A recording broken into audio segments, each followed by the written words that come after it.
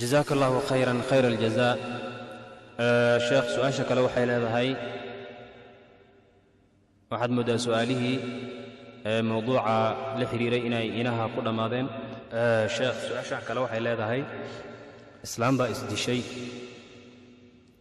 أو إسقفتي سيدا نكسون هنا الروحي نفسي سدلا وعيد أذك أي دول صارتي دينته ninkii qabiiba wuxuu yiri raali baan ka ah isagoo markaa cuskanaya raali ahaanshaha labada zawj in diinta muhiimad siisay.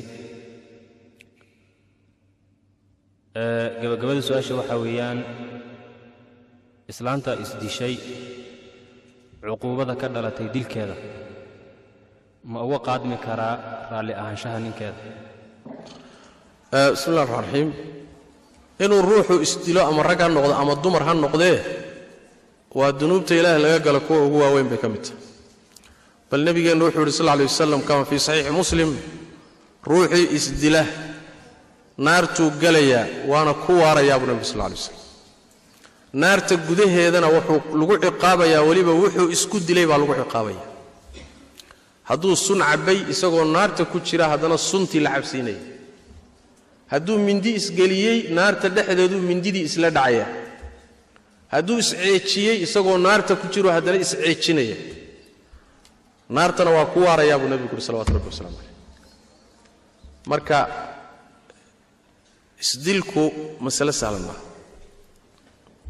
ninkii dagaalamayey saxaabada ka mid ahaa isagoo dagaalka ku jira intuu dhaawacmay dhaawacii intuu askaysan waayey isdilay nebigu wuxuu yidhi naartaan ku arkay sal alla alay wasalam.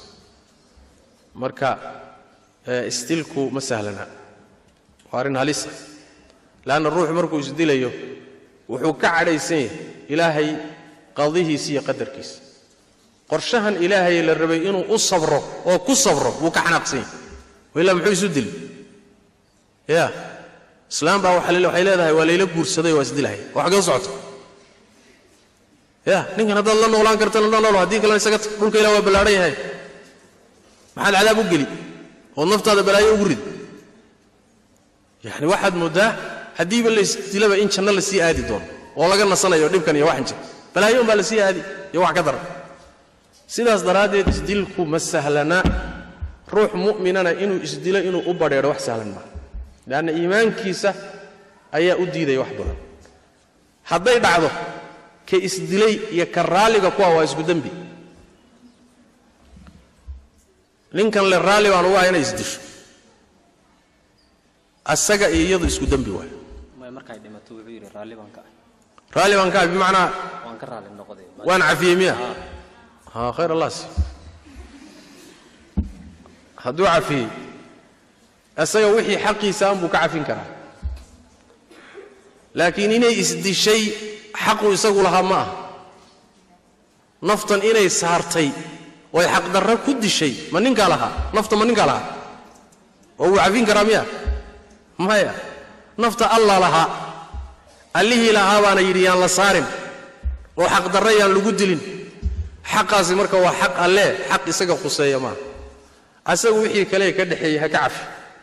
laakiin dilka ay isku samaysay isaguna kama cafin karo cid kalena kama cafin karto. allahum baa cafin kara ama yani u qaban karay oo ciqaabi karay. nacam.